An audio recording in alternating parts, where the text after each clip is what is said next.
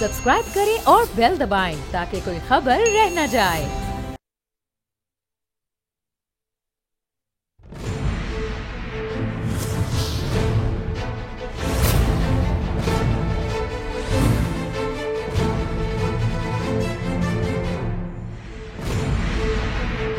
मेरी जंग उसामा गाजी के साथ में आज आप जान सकेंगे। श्रीलंका में धमाके, ताने बाने भारत जा मिले।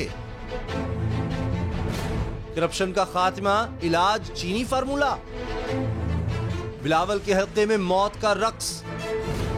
बिलावल अपने हल्के की फिक्र करें। सोशल मीडिया पर नाम बदनाम। ये सहाफत है या शरारत? मीशा शफी अली जफर का बढ़ गया झगड़ा। अस्सलामुअलैकुम, मैं हूं मोहम्मद उसामा गाजी और ये है मेरी जंग। श्रीलंका में होने वाली दहशतगर्दी का खुरा भी भारत से मिला है। श्रीलंका गिरजाघरों और होटलों में धमाके के ताने बाने भारत से जा मिले।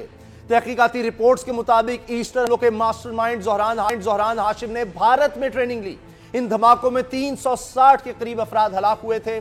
श्रीलंका के टॉप मिलिट्री जराये ने इंकशाफ किया है कि ईस्टर धमाकों के मास्टरमाइंड ज़ोहरान हाशिम ने काफी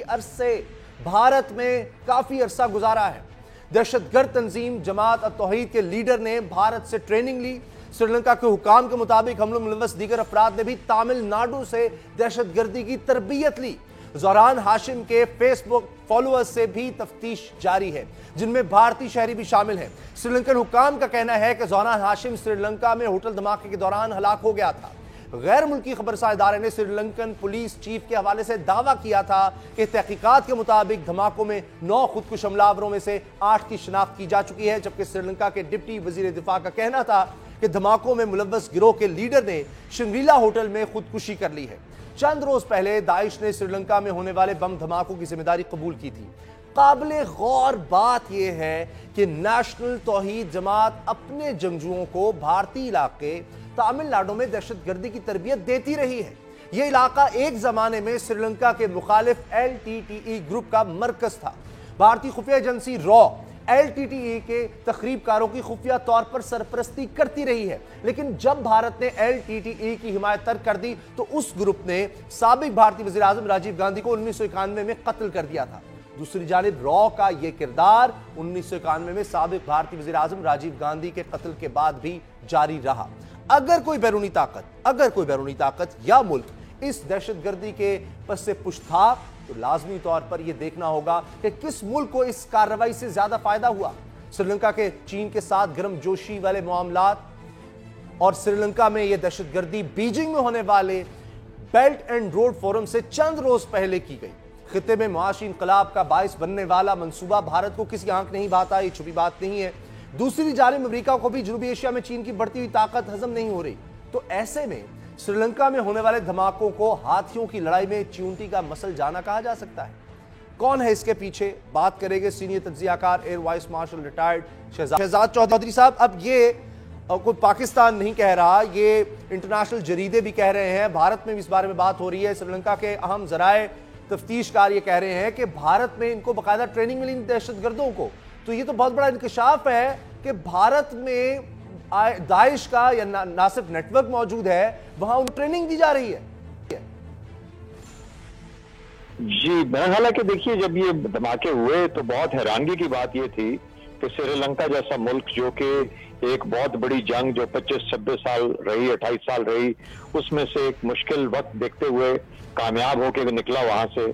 और तमिल टाइगर्स जो थे उनको उसने, जो दुनिया की सबसे कहते हैं कि खतरनाक तरीन एक ग्रुप था, दहशतगर्द ग्रुप था, उसको उन्होंने शिकस्त दी और मिलिटरीली शिकस्त दी, जंग के अंदर शिकस्त दी। तो उसके बाद लगता यूं था कि क्योंकि उनके अपने अंदर कोई इस किस्म की तहरीक नहीं है, लोग बहुत सादा हैं, सादा किस्म के लोग हैं, और उस किस्म से कोई उनके अंदर ये कहना कि मल्टी एथनिक सोसाइटी है कि कोई तफरीक ज्यादा नहीं महसूस होती वहां पर। ये तारीख में रहा है 1-2 मरतबा कि जहां पर सनहाला बुद्धिस्ट जो थे वो थोड़े से असर्टिव हुए, लेकिन वो जल्दी काबू कर लिया गया और उसने अपनी जो साख्त है उसको बड़ा स्पेसिफिक रखा है, हमेशा एक बड़ा अमन पसंद रखा है।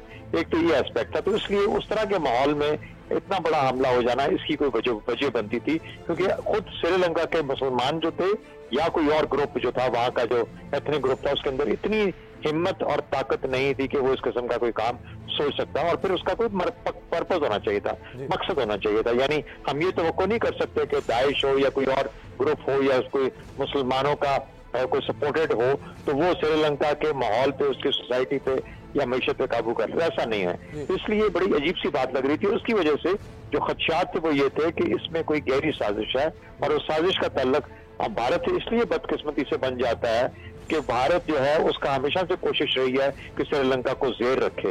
वहां पर चीन का बढ़ता हुआ असर रसूख खास तौर पर जंग के बाद इस तरह गहरा होकर सामने उभरा है कि जो माशी उनकी तरक्की थी या जो माशी उनकी साख्त है उसके अंदर चीन का बहुत बड़ा रोल है। बड़ा सवाल ये है शहजाद चौधरी साहब कि क्या अब ये जहां तक पता चल रहा है, हकाइक सामने आ रहे, क्या इनको दबा दिया जाएगा? क्योंकि मुसलमान और पाकिस्तान तो बड़ा आसान हदफ होते हैं। इस वाक़े के बाद भी भारत ने कोशिश की कि इसको पाकिस्तान से जोड़ दे, लेकिन नाकाम रहा। अब उल्टा पता चल रहा है कि वही लोग हैं जिन्होंने पहले तमिल टाइगर्स को श्रीलंका में खुदकुश हमले करवाए, सारा कुछ ट्रेन किया, अब फिर वही भारत दोबारा सामने आ रहा है। तो आलमी मीडिया अब असल मुजरिमों के खिलाफ बोलेगा या इसको दबाने की कोशिश करेगा?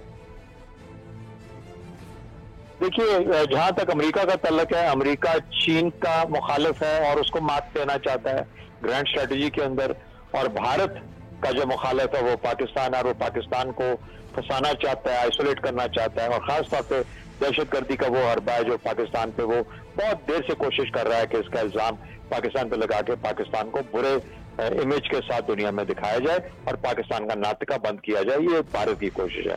उन्होंने मुसलमानों को इस्तेमाल किया सिर्फ इस मकसद के लिए कि इसका कोई ना कोई सिरा हम फिर मुसलमानों के थ्रू, मुसलमान होते हुए पाकिस्तान के साथ जोड़ सकते हैं। इसमें कोई शक नहीं कि पाकिस्तान और श्रीलंका के बहुत करीबी ताल्लुकात हैं। तो इस तरह से एक जिसे कहते हैं कि लाठी से दो सांप मारने की कोशिश की गई थी या दो ज्यादा डिविडेंड्स हासिल करने की कोशिश की गई थी, ये वो कोशिश कर रहे थे। तो एक तीर से दो शिकार करने वाली बात, लेकिन वो बात हुई नहीं। वो सामने आ गए कि उनको ट्रेन करने वाले वो भी आज भी तमिलनाडु में बैठे हैं, और तमिलनाडु देखिए 100 मिलियन का एक वो है स्टेट है, बहुत बड़ी रियासत है, और उसका जो फासला है श्रीलंका से क्लोजेस्ट पॉइंट सिर्फ 12 मील बनता है। तो इतने करीब जब इतनी बड़ी रियासत हो, जहां पर पहले उन्होंने तमिल टाइगर को लॉन्च किया और तमिल का तल्लुक भी वहां पे अपने बड़े पड़ोस में जो श्रीलंकन तमिल से उनके साथ बनता है, तो ये सारी के सारे जो रिश्ते हैं वो हमेशा से कायम हैं। सबसे बड़ा सवाल ये है शहजाद चौधरी साहब, अब ये बात सामने आ गई, ये एक्सपोज हो गया भारत, लेकिन क्या भारत इस प्रॉक्सी वॉर में जो उसने एक दफा फिर छेड़ दी है श्रीलंका में, चीन को नीचा दिखाने के लिए या जिस तरह से अपना रसूख इलाके में बढ़ाने के लिए, और मुसलमानों के खिलाफ भी एक और ये कदम हो सकता है मुसलमानों को बदनाम करने के लिए, श्रीलंका में उनके खिलाफ नफरत फैलाने के लिए, तो क्या भारत इस सारे मकसद में, इस साजिश में कामयाब हो जाएगा? इस वक्त कोलंबो में यानी श्रीलंका में एक बहुत बड़ी सियासी जंग हो रही है। जो आज का वजीर आजम है वो और सदर जो हैं श्रीलंका के, वो मुखालिफ हैं एक दूसरे के बहुत बड़े, और इलेक्शन में जाना चाह रहे हैं, इलेक्शन में जाना चाहते हैं। तो वहां पर ये जो सियासी पेचीदगी है, इसकी वजह से एक धड़ा जो वजीर आजम साहब की क़यादत में है उसकी हमदर्दियां भारत के साथ हैं, और जो सदर साहब हैं और जो दूसरी सियासी पार्टी है जो श्रीलंका फ्रीडम पार्टी जिसे कहते हैं, जिसके राजा पाक्से साहब हेड करते हैं, उनकी सिंपैथीज जो है वो चाइना के साथ है, वो भारत के साथ नहीं है। तो इसलिए ये आपस की जो सियासी कशमकश है श्रीलंका के अंदर, अब ये आवाजें आ रही हैं कि हमें भारत से मदद लेनी चाहिए। सदर साहब और दूसरी पार्टी जो है वो कहते हैं कि नहीं, भारत ने हम पे हमला किया है, बल्कि हमें और हमारे लिए मुश्किलात पैदा करेगा, हमें उनसे मदद नहीं लेनी चाहिए। तो ये कशमकश भारत के साथ तल्लुकात की श्रीलंका में रही है, और खास तौर पे इस वक्त ज्यादा बढ़ के आएगी, और उसका जहाँ पे श्रीलंका के अंदर जो शख्स आना है वो सूरत में ज्यादा मुश्किल बन जाएगी अगर खुदा न खास्ता ये जो सिन्हाला, ये जो है बुद्धिस्ट जो हैं, ये अगर मुसलमानों के साथ या श्रीलंकन मुसलमानों के साथ ज्यादती की कोशिश करते हैं, जो कि वहां पर एक माहौल बन गया है। और चूंकि ये यूएनपी जिसके के रानिल विक्रमसिंगे वज़ीर आज़म साहब, बहुत बहुत शुक्रिया शहजाद चौधरी साहब। यानी इसका मतलब है अगर श्रीलंका में खुद सियासी जमातें इकट्ठी हो जाएं, सियासी लीडर इकट्ठे हो जाएं, तो तभी ये भारत की इस साजिश को नाकाम बनाया जा सकता है। दूसरी तरफ पाकिस्तान की बात करते हैं। वज़ीर आज़म Imran Khan belt and road forum 2019 में शिरकत के लिए चीन में है। इफ्तिताही तकरीब से खिताब में जहां वज़ीर-ए-आज़म पाकिस्तान ने इस अजीम मंसूबे की मदद से गुर्बत मिटाने पर बात की, वहीं करप्शन के खात्मे के लिए एक बार फिर चीनी मॉडल से मदद की गूंज भी सुनाई दी। यह दुरुस्त है कि जनाब वज़ीर-ए-आज़म पाकिस्तान के रगो जान में सरायत करने वाले इस कैंसर का इलाज चीनी दवा से करने का पुख्ता इरादा रखते हैं, और चीन का तजर्बा यह है कि जुर्म के खात्मे में जो काम सख्त सजा करती है वो तालीम और तरबियत के बस की भी बात नहीं। इसीलिए चीन में करप्शन की सबसे बड़ी सजा मौत है। चीनी फलसफा है कि आम शहरी की निस्बत हुक्मरान को दी गई सजा ज्यादा अहमियत रखती है, क्योंकि हुक्मरान की सजा सदियों तक तारीख के औराक में मिसाल बनाकर पेश की जाती है। चीन में करप्शन के खिलाफ सख्त तरीन मुहिम का आगाज 2013 में सदर शी जिनपिंग की क़यादत में हुआ, और अब तक 13,40,000 से ज्यादा अफराद को करप्शन पर सजा दी जा चुकी है।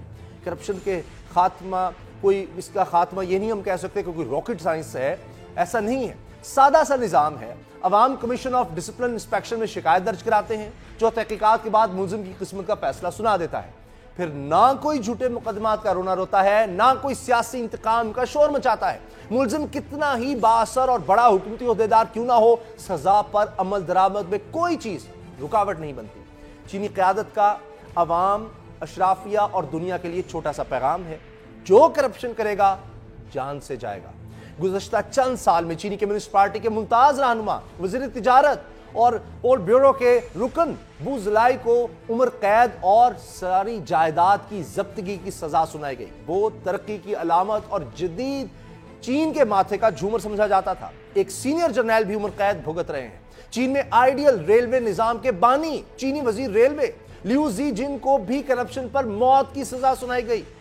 यह है वो तरीका जिसके जरिए चीन ने करप्शन का खात्मा किया।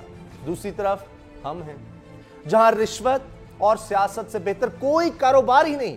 20,000 की सरकारी नौकरी के लिए 20 लाख रुपए रिश्वत ली जाती है, तो 5 करोड़ लगाकर 50 करोड़ कमाने के लिए इंतखाबी टिकट का सौदा होता है। यहां किसी सियासी रहनुमा की करप्शन का भांडा फूटता है तो जमहूरियत को खतरा लाहक हो जाता है, तो किसी सियासी बुत के मतवल्ली पर हाथ डालने से एहतसाब के इदारे खुद घबराते हैं। और अगर कभी कोई जुर्रत करे तो सारे चोर इकट्ठे होकर इसका ऐसा ट्रायल करते हैं कि जान बचाना मुश्किल हो जाता है। तल्ख हकीकत यह है कि पाकिस्तान में बेईमानी वाहिद काम है जो इंतहाई ईमानदारी से किया जाता है। ऐसे में इमरान खान का करप्शन का खात्मा करने के लिए चीनी तजर्बे से फायदा अब कैसे शर्मिंदा ताबीर होगा, बात करेंगे। इस चीनी नुस्खे का चर्चा वज़ीर-ए-आज़म के दौरे चीन के बाद ही क्यों होता है, यह भी बात करेंगे। अली मोहम्मद खान साहब हमारे साथ हैं, तहरीक इंसाफ के रहनुमा। अली मोहम्मद खान साहब, क्या अब यानी चीन हमारी मदद करेगा, इस काम में भी हमें चीन की मदद की जरूरत पड़ गई है? क्या करेगा चीन, क्या कर सकता है? तो पकड़ के जेल में डालकर सजाएं दे सकता है, यहां अपने लोग भेजेगा, क्या करेगा? अल्लाहुम्मा सल्ली व सल्लिम व बारिक अला सय्यिदिना मुहम्मद रसूलुल्लाह सल्लल्लाहु अलैहि वसल्लम। बहुत शुक्रिया। देखिए, इसके तो 2 एस्पेक्ट्स हैं, बल्कि 2-3 एस्पेक्ट्स हैं। एक तो सजा देने का तरीका, लेकिन उससे भी अहम जो है, जिन्होंने करप्शन की है उनको पकड़ने के लिए जो भी मुरवजा तरीके हैं, तो जो कंट्रीज हमसे आगे हुई हैं उन्होंने वाइट कॉलर क्राइम्स को पकड़ने के, मेरे ख्याल में इस आर्ट को उन्होंने मास्टर किया है। ज़ाहिर सजा तो फिर जो पाकिस्तान का कानून है उसके मुताबिक ही मिलेगी। आइडियल तो यह है कि इस्लामी कवानीन के जरिए सजा मिले, ताकि जो इस्लामी कवानीन की सजा है उस जैसा तो कोई नहीं, लेकिन ज़ाहिर उसमें शायद कि वक्त होगा, उसके लिए लॉ को रिफॉर्म करना पड़ेगा।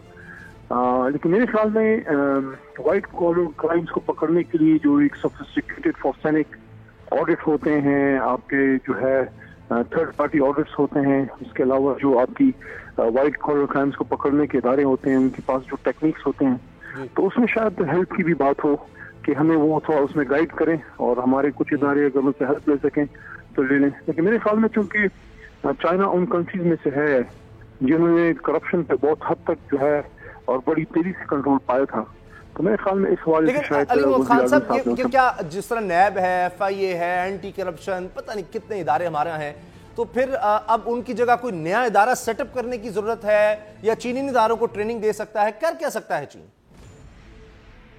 मेरे ख्याल में लॉ मेकिंग की जरूरत बहरहाल पड़ेगी कि हमारा जो कानून है उसमें सुकम बहरहाल मौजूद है और वो काफी लंबा चलता है मामला, اس میں اسٹے کے اوپر اسٹے اور اپیل در اپیل کا ایک معاملہ ہوتا ہے جو کہ سالہ سال چلتا ہے، جس سے لوگوں کو ایک آپ اگر دیکھیں تو ان کو ایک شے ملتی ہے کہ آپ پاکستان میں اگر کرائم کرتے بھی ہیں تو آسانی سے آپ کو جو سزا جو ہے وہ نہیں ملتی. تو اس لیے میں یہ سمجھتا ہوں کہ شاید پاکستان میں ہمیں لا میکنگ کی طرف اور لا ریفارم کی طرف جانا بہرحال پڑے گا. نیب لاس کو بھی ہمیں زیادہ اسٹرینگ کرنا پڑے گا کہ کوشش یہ کی جائے کہ پروسیکیوشن کے نظام کو مضبوط کیا جائے اور جو جزا کا جو نظام ہے وہ سالوں پہ محیط نہ ہو. وہ سالوں کا سفر اگر مہینوں میں طے ہوتا ہے. دیکھیے قانون کا ڈر جو ہے وہ اصل چیز ہے. اگر قانون کا ڈر نہ ہو آپ لوگوں کو پھانسیوں پہ پھانسیاں دیں. یہ ایک بات تو واضح ہے پھر علی محمد خان صاحب کہ یہ ایک طرح سے ناکامی کا اعتراف بھی ہے کہ چین جا کر یہ کہنا کہ آپ کرپشن کے خاتمے میں ہماری مدد کریں، اس کا مطلب ہے کہ ہم تو نہیں کرپشن ختم کر سکے ان 8-9 ماہ میں. یہ تو اعتراف ہے پھر وزیر اعظم کی طرف سے، تحریک انصاف کی حکومت کی طرف سے. نہیں، میرے خیال میں اس کو اس نظر سے بہرحال دیکھنا نہیں چاہیے. ناکامی کا اعتراف تو نہیں ہے، لیکن جن ملکوں نے جو چیز ماسٹر کی ہو، جس میں جن ملکوں نے ہم سے زیادہ سفر طے کیا ہے، ان سے ٹیکنیکل ہیلپ لینا، یہ تو میں سمجھتا ہوں دنیا کرتی ہے. اگر اسپیس میں امریکنز ہم سے آگے ہیں تو ظاہر ہے ہم اسپیس ٹیکنالوجی میں ان سے ہیلپ لیں گے. اور اگر ایگریکلچر میں کوئی کنٹری ہم سے آگے ہے، یا جس طرح ڈیری فارمنگ میں نیدرلینڈ ہم سے بہت آگے ہے، یا پیٹرولیم ٹیکنالوجی میں تیل نکالنے میں اور پیٹرولیم ایکسپورٹس میں، پیٹرولیم انڈسٹری میں ہم سے سعودی عربیہ یا ایران آگے ہیں، تو ان سے اگر ہم ہیلپ لے لیں تو اس میں کوئی بری بات نہیں ہے. تو اگر کوئی کنٹری کرپشن پہ کنٹرول کرنے میں ہم سے زیادہ تیز ہے اور ہم سے پہلے وہ اس کو زیادہ کر چکے ہیں، تو بہتر ہوتا ہے کہ آپ ہم لوگوں سے ٹیکنیکل ہیلپ لے لیں. جس طرح ہم سے لوگ ہیلپ لیتے ہیں، ہماری فوج سے ہیلپ لیتے ہیں، ہمارے دفاع کے ادارے دنیا کے مضبوط ترین ہیں، الحمدللہ ہمارا اتنی نظام دنیا کا بہترین ہے، ہمارے پاس بہترین ڈاکٹرز ہیں، انجینئرز ہیں. یو کے کا NHS میں ہمارا دنیا کا جہان کا ہمارا ڈاکٹر وہاں پہ پرفارم کر رہا ہے، امریکہ میں کر رہا ہے. چلے علی محمد خان صاحب مان لیتے ہیں کہ چلیں چین جو ہے کسی نہ کسی سطح پر پاکستان کی مدد کو تیار ہوتا ہے اور کہتا ہے ٹھیک ہے کرپشن کے خاتمے میں ہم آپ کی مدد کرتے ہیں.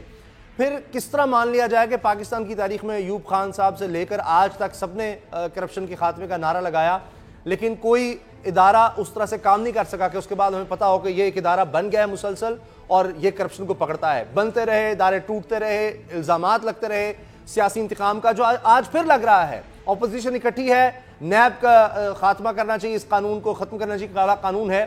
آپ اب کیا کر لیں گے؟ کس طرح اس حکومت پر یقین کر لیں کہ یہ کچھ ایسا کر دے گی کہ جو آج تک پاکستان میں نہیں ہو سکا کرپشن کے خاتمے کے لیے؟ اسامہ صاحب، آپ اس بات کے گواہ ہیں کہ جو ایک تحریک ہماری جماعت کی چلی ہے، تو یہ بات سے تو میں آپ کی اگری کرتا ہوں کہ ماضی میں احتساب کا نعرہ بہت سے لوگوں نے لگایا، لیکن احتساب کے لیے جو جدوجہد ہماری جماعت نے، عمران خان صاحب نے اور ہم لوگوں نے کی ہے، وہ بھی شاید دنیا میں بہت کم ہوا ہوگا کہ 22-23 سال ایک جماعت صرف انصاف کے نام پہ تحریک چلاتی رہی اور آخر میں حکومت میں آئی. اس کا مطلب یہ ہے کہ ہمارے لیے انصاف کا نظام اور اکاؤنٹیبلٹی اور کرپشن پہ کنٹرول کرنا، یہ ہماری تحریک انصاف کے مینیفیسٹو کا بنیادی ایک رکن ہے. اور دوسری جماعتوں کے احتساب میں ایک مسئلہ یہ بھی تھا کہ چونکہ دونوں جماعتیں حکومتوں میں باری باری رہی تھیں، تو ایک اگر دوسرے کا احتساب کرتا تھا تو اس پہ خود پہ بھی انگلیاں اٹھتی تھیں. تو مسئلہ یہ تھا کہ پھر وہ جو ایک بات ہوتی ہے نا کہ جمہوریت کے وسیع تر مفاد میں دونوں پھر خاموش ہو جاتے تھے. یہاں تو ایسا کوئی مسئلہ نہیں ہے. یہاں تو ہمارے اگر کسی آدمی میں کوئی مسئلہ آتا ہے تو اس سے تو سزا. بہت شکریہ، بہت شکریہ علی محمد خان صاحب. کمی ہے ایک بات واضح ہے کہ شاید پاکستان میں اس سے پہلے اس طرح سے اتنے بڑے فورم پر جا کر اور باقاعدہ کسی ملک سے جا کر اس طرح مدد نہیں مانگی گئی کہ جی آپ ہماری مدد کریں، آئیں مل کر ایک کوئی نظام ہمیں بتائیں کہ جس سے ہم ملک سے کرپشن کا خاتمہ کر سکیں. یہ شاید پاکستان کی تاریخ میں پہلی دفعہ ہوا ہے. خبر یہ ہے کہ سندھ واسی پیپلز پارٹی سے محبت کا خراج محرومیوں، فاقوں، مہلک بیماریوں اور ناگہانی اموات کی صورت ادا کریں. دلیل اس کی یہ ہے کہ chairman peoples party Bilawal Bhutto کے حلقہ انتخاب میں ایڈز کا موذی مرض شدت اختیار کر گیا. رتو ڈیرو میں صرف ایک مہینے میں 15 بچوں کے سیمپل HIV کی تشخیص کے لیے بھیجے گئے، جن میں 13 بچوں میں وائرس کی تصدیق ہوئی. سرکاری داد و شمار کے مطابق صرف لاڑکانہ میں ایڈز کے رجسٹرڈ مریضوں کی تعداد 2400 سے زائد ہے، جو سندھ کے تمام اضلاع میں سب سے زیادہ ہے. انسانی جانیں خطرے میں ہیں، لیکن یہاں کے لوگوں کے ووٹ سے اسمبلی پہنچنے والے بلاول کو فرق کیا پڑتا ہے؟ یہ مسئلہ چھوٹا ہے۔ بلاول بھٹو بڑی لڑائی لڑ رہے ہیں۔ ہم بھٹو کے آئین کو ختم نہیں ہونے دیں گے۔ ہم اس ملک کو واپس 1 یونٹ نہیں ہونے دیں گے۔ بھٹو شہید نے کہا تھا کہ میں 1 یونٹ کو 1 لات مار کر ختم کر دوں گا۔ میں آج تمہیں وارن کر رہا ہوں، تم 18ویں ترمیم کو مت چھیڑو، تم 18ویں ترمیم ختم کرنے کی کوشش کرو، 1 یونٹ لاگو کرنے کی کوشش کرو، میں 1 لات مار کر آپ کا حکومت ختم کر دوں گا۔ تو بڑا مسئلہ 18ویں ترمیم ہے۔ بلاول بھٹو کو پیپلز پارٹی میں تبدیلی کا استعارہ قرار دیا گیا، لیکن صد افسوس کہ وہ بھی روایتی سیاستدان ثابت ہو رہے ہیں۔ سندھ کے امتحانات میں نقل کا دھندا زوروں پر رہا، میڈیا روز خبریں چلا کر نقل مافیا کو بے نقاب کرتا رہا، لیکن سندھ سرکار پھر بھی اسے لگام نہ ڈال سکی، اور ویژنری بلاول بھٹو کو اس کی کانوں کان خبر نہ ہوئی، کیونکہ یہ مسئلہ چھوٹا ہے۔ بلاول بھٹو بڑی لڑائی لڑ رہے ہیں۔ مجھے اس نام نہاد اور یک طرفہ احتساب سے نہیں ڈرا سکتے۔ تمہاری کیا حیثیت ہے؟ تم تو صرف کٹ پتلی ہو۔ سندھ نے ہر مشکل وقت میں پیپلز پارٹی کا ساتھ دیا، ووٹ کی طاقت سے اقتدار کے ایوانوں تک پہنچایا، لیکن بدلے میں اسے کیا ملا؟ گھر میں بھوک کا افریت، ننھے پھول جیسے بچوں کو نگلتا رہا۔ اپنی نظروں کے سامنے لمحہ بلمحہ موت کے منہ میں جاتے بچوں کو دیکھنا کتنا اذیت ناک ہے۔ اس غم، اس درد کا اندازہ تھر کی بے بس ماؤں سے زیادہ کس کو ہے؟ لیکن یہ مسئلہ بھی چھوٹا ہے، کیونکہ سندھی جس بھٹو سے محبت کرتے ہیں، اس کا سیاسی وارث بلاول بھٹو زرداری بہت بڑی لڑائی لڑ رہا ہے۔ کیا اور جو سلیکٹڈ ہے میں ان کو کہوں گا کہ کیا آپ کو امپائر کی انگلی پسند آئی، اور جنہوں نے سلیکٹ کیا میں ان کو پوچھتا ہوں، ان سے سوال کرتا ہوں کہ کیا آپ کو تبدیلی پسند؟ اور ستم یہ بھی ہے کہ بلاول بھٹو کے بارے میں وزیراعظم کے تضحیک آمیز بیان پر اقتدار کے ایوان میں پیپلز پارٹی حشر بپا کر دیتی ہے۔ سیاست میں طوفان آ جاتا ہے، اگر نہیں کچھ ہوتا تو سندھ کے اس بے بسوں کے لیے کچھ نہیں ہوتا۔ کڑوا سچ یہ ہے کہ نہ 18ویں ترمیم نہ ہی صدارتی نظام نے لاڑکانہ کے بچوں کو ایڈز سے بچانا ہے۔ انہیں صرف بلاول بھٹو زرداری کی توجہ چاہیے، لیکن وہ تو اس وقت ایک بہت بڑی لڑائی لڑ رہے ہیں، اور اب تک کا مشاہدہ ہے کہ پیپلز پارٹی نے ہمیشہ اپنی ناکامی سندھ کی محرومیوں میں چھپانے کی کوشش کی ہے۔ آج کراچی میں ایم کیو ایم نے بھی بڑا جلسہ سجا رکھا ہے اور اسی مسئلے کے لیے آواز اٹھائی ہے، لیکن کیا جلسوں سے سندھ کی یہاں رہنے والوں کی محرومیاں ختم ہو سکتی ہیں؟ عملی قدم کون اٹھائے گا؟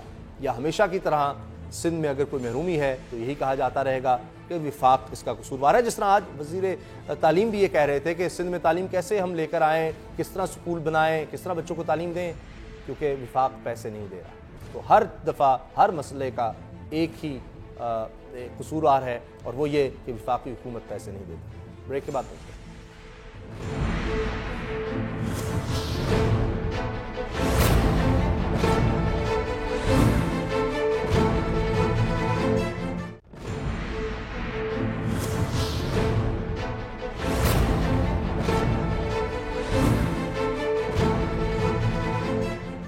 سوشل میڈیا پر کچھ سینئر صحافی وزیراعظم عمران خان کے خلاف ہر وقت آستینے چڑھائے نظر آتے ہیں۔ عمران خان کی ہر ادا کا تنقیدی جائزہ لینا ان کا پسندیدہ مشغلہ بھی نظر آتا ہے۔ بیلٹ روڈ فورم کے لیے وزیراعظم عمران خان چین پہنچے تو ان کا ایئرپورٹ پر استقبال چین کی میونسپل سطح کے ایک آفیسر نے کیا، جس کا سوشل میڈیا پر کچھ سینئر صحافیوں کی طرف سے خوب مذاق اڑایا گیا۔ دوسری جانب نواز شریف جب بطور وزیر اعظم one belt one road conference میں شرکت کے لیے چین پہنچے تو ان کا استقبال بھی اسی سطح کے چینی افسر نے کیا تھا۔ جب اس پر بات نہ بنی تو صحافیوں کے روپ میں جو یہ بہت زیادہ ناقدین سامنے آئے ہیں، سینئر صحافی ہیں، انہوں نے کانفرنس کے شرکاء کی گروپ فوٹو میں عمران خان کو ڈھونڈنا شروع کر دیا کہ وہ کون سی لائن میں ہیں، کہاں کھڑے ہیں۔ اب کسی فوٹو میں وزیر اعظم عمران خان پیچھے کھڑے نظر آ رہے ہیں تو کچھ تصاویر میں پہلی لائن میں سینٹر میں کھڑے ہیں. ایک تصویر میں عمران خان روسی صدر پیوٹن کے ساتھ بیٹھے ہیں. ان میں سے کسی صحافی نے سوشل میڈیا پر اس بات کا تذکرہ نہیں کیا کہ اس انتہائی اہم کانفرنس میں کون سے معاہدوں اور منصوبوں پر بات ہو رہی ہے, ہو کیا رہا ہے, کیا ہونا چاہیے. ادھر نجی ٹی وی کے رپورٹر کے بلاول بھٹو سے مبینہ طور پر پلانٹڈ سوال کا بھی بہت تذکرہ ہے. بلاول بھٹو کی میڈیا ٹاک کے دوران شہری رحمان صاحبہ, نفیسہ شاہ صدور صاحبہ کس انداز میں نظر آ رہی تھیں, وہ کیا ہو رہا تھا جس کا بہت زیادہ اب چرچا کیا جا رہا ہے کہ کیوں یہ سوال کیا گیا, ہوا کیا, دیکھیے.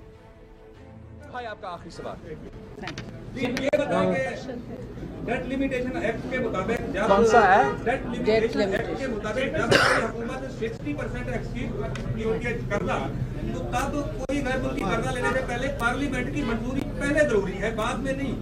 اب آئی ایم ایف 2 دن کے بعد آ رہی ہے, آپ پارلیمانی پارٹی کے لیڈر کے طور پر آئی ایم ایف کو یہ بتانا ضروری نہیں سمجھتے کہ یہ ڈیٹ لیمیٹیشن ایکسکیوٹ اب آپ نہیں دے سکتے. آپ کا سوال کا بہت بہت شکریہ. میں نے اس لیے کہا تھا اپنا پریس کانفرنس میں کہ اگر یہ ڈیل جو ہے, یہ قرضے جو ہے نیشنل اسمبلی میں پریزنٹ نہیں ہوں گے, سینٹ میں پریزنٹ نہیں ہوں گے, تو یہ اس ملک کے عوام ایکسیپٹ نہیں کریں گے, ہم ایکسیپٹ نہیں کریں گے, اور یہ غیر آئینی اور غیر قانونی کام ہوگا.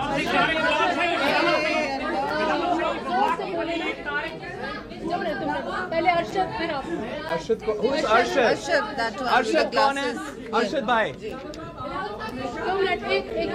I'm sorry, I can't answer many questions at once. Please do it one at a time.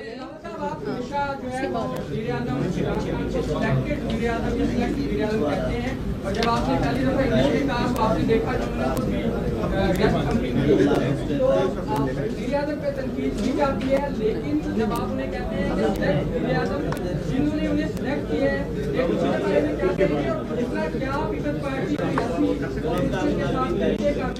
میں یہ کہوں گا,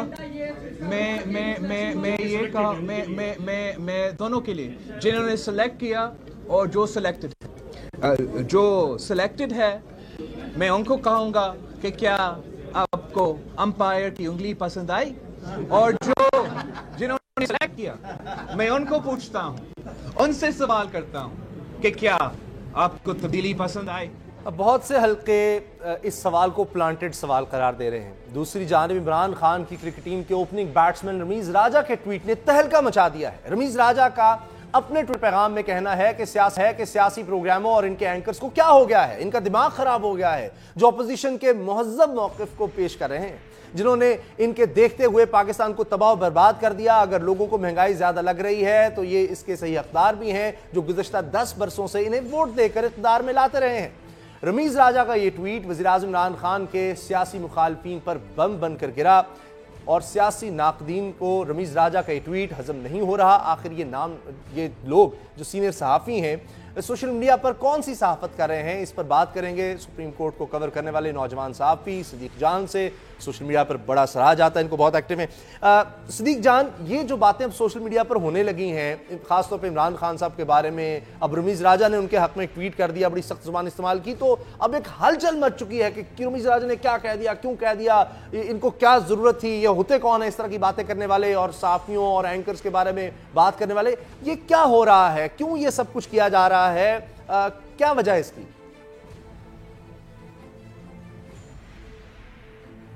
دیکھیں اسامہ صاحب, جو آپ نے رمیز راجہ صاحب کی ٹویٹ کی بات کی, رمیز راجہ صاحب نے جو ٹویٹ کیا اس میں زبان سخت ہو سکتی ہے, لیکن دیکھیں وہ اینکرز جو پہلے بھی اس طرح کی ٹویٹس کی مذمت کرتے تھے, اگر وہ مذمت کریں تو مجھے سمجھ آتا ہے, لیکن وہ اینکر جو پی ٹی ایم کی جانب سے پاک فوج پر لگائے گئے الزامات کو کہتے ہیں کہ یہ آزادی اظہار رائے ہے, جو عدلیہ پہ تنقید کرنے والوں کو, جو عدلیہ کو گالیاں دینے والوں کو ڈیفینڈ کرتے ہیں, اور وہ ہمارے لبرلز جو پاکستان کے اداروں کے خلاف بات کرنے والوں کو اس طرح سے ڈیفینڈ کرتے ہیں کہ یہ آزادی اظہار رائے ہے, جو ایسے نعروں کو, ایسی باتوں کو جو شاید کرنا کسی اور ملک میں ممکن نہ ہو, یہاں پر وہ بات کرتے ہیں تو کہتے ہیں یہ آزادی اظہار رائے ہے. لیکن اگر رمیز راجہ صاحب نے بات کی ہے تو وہ ان کا حق ہے, انہوں نے بات کی ہے, آپ ان کو کہہ سکتے ہیں کہ آپ کی زبان سخت ہے, لیکن دیکھیں ان کا جن اینکرز کی طرف اشارہ تھا, آپ اگر میڈیا پہ دیکھتے ہیں تو جیسے آپ نے خود اپنے انٹرو میں کہا کہ جس طرح سے جن چیزوں پہ تنقید ہوتی ہے آپ ایشوز پہ بات نہیں کرتے, آپ نان ایشوز کو ایشوز بناتے ہیں اور ان پہ آپ بات کرتے ہیں. تو رمیز راجہ صاحب, اگر ہم میڈیا والے بیٹھ کے معیشت کے اوپر بات کرتے ہیں, ہم مذہب کے اوپر بات کرتے ہیں, ہم کھیل کے اوپر بات کرتے ہیں,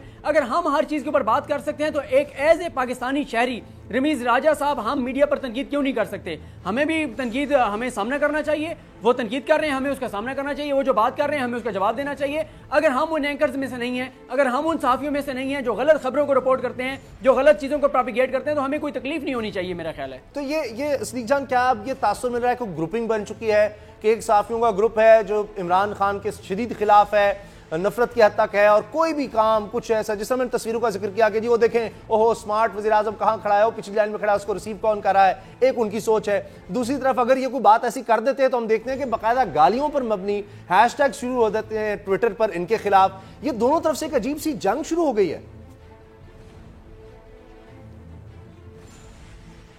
देखें, ये दोनों चीज़ें काबिल मुज़म्मत हैं। जो गालम गलोच किया जाता है वो काबिल मुज़म्मत है। तनकीद सियासी जमातों के कारकुनान को करनी चाहिए, साफ़ियों पे भी करनी चाहिए, लेकिन अल्फाज का चुनाव जो है वो मुनासिब होना चाहिए। लेकिन जो दूसरी आपने बात की, जो तस्वीर एक सहाफ़ी साहब ने ट्वीट की, ये वही सहाफ़ी साहब हैं जब पनामा आया तो उन्होंने क्रेडिट लिया कि ये मैं इस एसोसिएशन का हिस्सा था जिसने ये ब्रेक किया है, और फिर वो 2 साल तक ये साबित करते रहे कि ये पनामा साहब झूठ था, बकवास था और गलत था।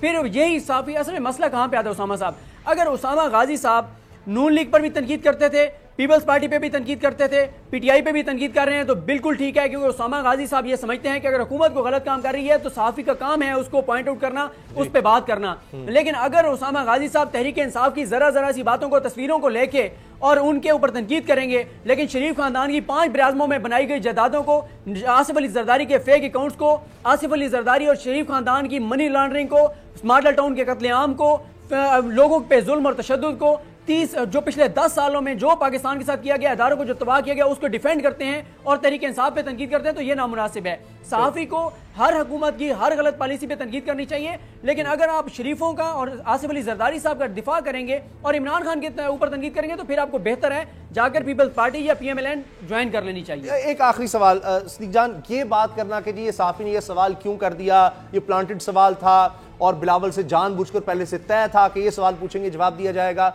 आपकी नज़र में क्या ये दुरुस्त है? इस तरह तो हर किसी के बारे में हमसे भी सवाल होने लग जाएगा कि जी उसामा ने प्लांटेड सवाल किया सदीक जान से पहले से तय, ये तो फिर यूं बातें होने लग जाएंगी।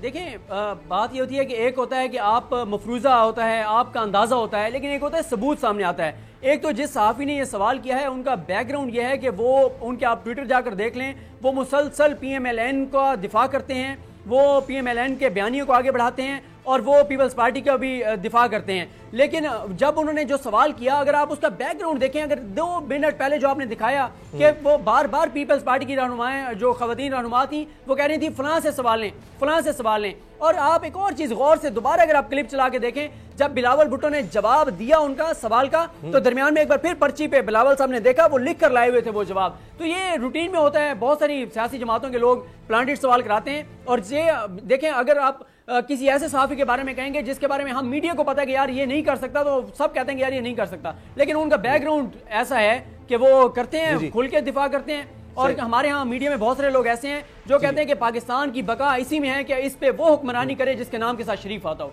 ये बदकिस्मती है हमारी। बहुत बहुत शुक्रिया आपका सदीक जान, आपने वक्त, दोनों तरफ से गलतियां हो रही हैं और शायद पीछे हटने की ज़रूरत है। और फिर कहा जाता है कि जी कदगने लग जाती हैं, तो फिर सोशल मीडिया को भी रेगुलेट जब किया जाएगा तो फिर दोनों तरफ से कहा जाएगा मसाइल पैदा हो रहे हैं। कहीं भी गालम गलोच और बेजा फजूल तनकीद कहीं नहीं होनी चाहिए। मीशा शफी और अली जफर मामले में नया मोड़ आ गया है। दोनों स्टार्स के दरमियान जारी इस कानूनी जंग ने शोबिस दुनिया के बड़े लक्स अवार्ड को भी मुतनाज़ा बना दिया है। तनाज़ा उस वक्त शुरू हुआ जब 30 मार्च को लक्स अवार्ड्स की जानिब से नामजदगियों का ऐलान हुआ, जिसके फौरी बाद इस पर तनकीद शुरू हो गई। इब्तदाई तौर पर अदाकार मोहसिन अब्बास हैदर, मौसीकार शानी अरशद और प्रोड्यूसर अब्दुल्ला समेत दीगर शख्सियात ने ज्यूरी पर तनकीद की। बाद में खवातीन को जिनसी हिरासा करने वाली शख्सियत को नामजद किए जाने पर मुतअद्दिद शख्सियात ने बायकॉट का ऐलान करना शुरू कर दिया। खुसूसी तौर पर अवार्ड के लिए नामजद होने वाली खवातीन ने भी अलहदगी के ऐलानात शुरू कर दिए। इनका ख्याल था कि अवार्ड के लिए खवातीन को जिनसी तौर पर हिरासा करने वाले शख्स को नामजद करने पर वो इस अवार्ड का हिस्सा नहीं बनना चाहती। सबसे पहले अदाकारा और मॉडल ईमान सुलेमान ने अलहदगी का ऐलान किया, जिसके बाद बायकॉट करने वालों में फैशन ब्रांड्स, अदाकार और हिदायतकार भी शामिल होने लगे। गुलकारा मीशा शफी ने भी अवार्ड में अपनी नामजदगी से अलहदगी का ऐलान कर दिया। अंदर की खबर यह है कि अलहदगी इख्तियार करने वालों को अली जफर की नामजदगी पर एतराज है। जबकि आज अदालत में पेशी के मौके पर अली जफर का इल्जाम यह था कि गुलकारा मीशा शफी ने इन्हें मुनज़्ज़म मनसूबाबंदी के ज़ाती मफाद के लिए टारगेट किया। अली जफर ने दावा किया कि इन्हें मुनज़्ज़म मनसूबाबंदी और ज़ाती मफाद की खातिर सोच समझ कर निशाना बनाया गया। अली जफर ने इल्जाम लगाया कि मीशा शफी कनाडा मुंतकिल होकर आलमी सतह पर अपनी पहचान बनाकर मलाला यूसुफजई की तरह बनना चाहती थीं। अब इन इल्जामात में कितनी सदाकत है, अदालत में चलने वाले ये मुकदमात कहाँ तक पहुँचे हैं, बात करेंगे। हमारे साथ स्टूडियो में मौजूद हैं मोइन जुबैर, हमारे नुमाइंदे, उनसे बात करेंगे। लेकिन अली जफर ने आज क्या कहा, उनकी बॉडी लैंग्वेज क्या थी, कितने वो गुस्से में नजर आ रहे थे, देखिए। मैं उनकी उस खातून की जो नीयत है और जिसकी जो इंटेंशन है, नीयत अल्लाह ताला बेहतर जानता है, लेकिन जो हकायक और जो फैक्ट्स हैं जो हमारे सामने है उसमें यही है कि ये जैसे मैंने कहा बड़े प्रॉपर प्लान के साथ किया गया, मुझे टारगेट करके किया गया, अपने ज़ाती मफाद के लिए किया गया, पर्सनल गेन्स के लिए किया गया। मोइन, ये पहली दफ़ा है जिस तरह आप मुझे बता रहे थे कि इस अंदाज में अली जफर जब से मामला शुरू है सामने आए हैं और इतने एग्रेसिवली, क्या इसकी वजह नजर आती है? देखिए उसामा साहब, गुज़िश्ता साल अप्रैल में ही ये इल्ज़ामात जो हैं वो लगाए गए अली जफर साहब पर मीशा शफी साहिबा की जानिब से, और अब अप्रैल में ही ये जंग जो है एक फिर एक्सट्रीम सूरत इख्तियार कर चुकी है। सूरत हाल ऐसी है जैसे कि आपने बताया कि लक्स स्टाइल अवार्ड जो कि 7 जुलाई को होने जा रहे हैं, उस हवाले से अली जफर को 2 कैटेगरीज में नॉमिनेट किया गया है। एक बेस्ट एक्टर अवार्ड तीफा इन ट्रबल में, क्योंकि अली जफर ने उस फिल्म को प्रोड्यूस भी किया, इसलिए बेस्ट प्रोड्यूसर अवार्ड के लिए भी नामजद को किया गया है। अब अली जफर के कुछ हल्के जो उनके करीबी दोस्त हैं, उनकी जानिब से ये दावा किया जा रहा है कि 1 महीना पहले जो है ईमान सलमान को पहले उनकी जानिब से, मीशा शफी की जानिब से जो है वो स्टैंड करवाया गया कि पहले आप नॉमिनेशन वापस लें और ये कहें कि हैरेसमेंट के इल्ज़ामात पर मबनी जो लोग शामिल हैं, ऐसे अवार्ड का मैं हिस्सा नहीं बनना चाहती। फिर 20 दिन के गैप के बाद एक बुटीक की जो सरबरा हैं उनकी नॉमिनेशन वापस ली गई, और इसी तरह करते करते फाइनली मीशा शफी ने भी अपनी नॉमिनेशन वापस ली। तो एक प्लान के थ्रू जो है अली जफर ये इल्जाम लगा, अली जफर की कानूनी जंग साथ साथ चल रही है, कानूनी जंग साथ साथ चल रही है। और अगर आप इस केस को फॉलो करें, अगर आप इस केस को फॉलो करें तो आपको पता लगे कि अली जफर जो है नो डाउट जो इस केस को जो है अच्छी तरह फॉलो कर रहे हैं, लेकिन मीशा शफी जो है और उनके जो वकील हैं वो इस केस को सीरियस इस तरह नहीं ले रहे जिस तरह अली जफर की जानिब से लिया जा रहा है। ये अभी तक जब तक ये कानूनी जंग चल रही है नहीं आ जाता, लगता है कि ये और ज़्यादा बढ़ जाएगी और दोनों तरफ से ये इल्ज़ामात मुझे लगता है कि बढ़ते चले जाएंगे। अब देखते हैं कब तक इसका फैसला आता है। प्रोग्राम देखने का बहुत बहुत शुक्रिया, दुआ में याद रखिएगा, अल्लाह ताला आपको नफरतों और औलाद के हमसे महफूज रखे। अल्लाह हाफिज़। मेरी जंग जारी।